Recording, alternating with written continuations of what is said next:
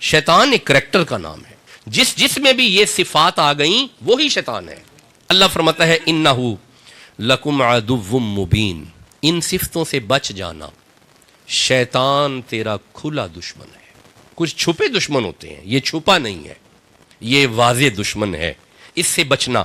کیوں؟ سورہ بنی اسرائیل کی طرف آئیے گا۔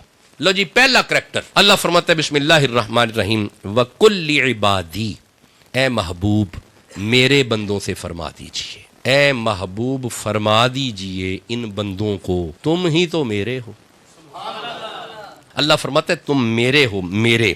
یقول التی ہی احسن، اللہ فرماتا ہے اے میرے بندو وہ بات کہیں جو سب سے اچھی ہے، لغو بات نہ کیا کرو، اچھی اچھی باتیں کیا کرو۔ کوشش کیا کرو چوکوں میں کھڑے ہو کے فضول باتیں نہ کرو، کوشش کرو گھر میں بیٹھ کے فضولیات نہ کرو، کوشش کرو زبان پہ لغویات نہ آئے، گالی نہ آئے، حسد کینہ بغض، یہ غیبت سب سے بڑی بیماری ہے۔ غیبت نہ آئے، فلاں اس طرح، فلاں اس طرح، فلاں یہ، کیا ضرورت ہے؟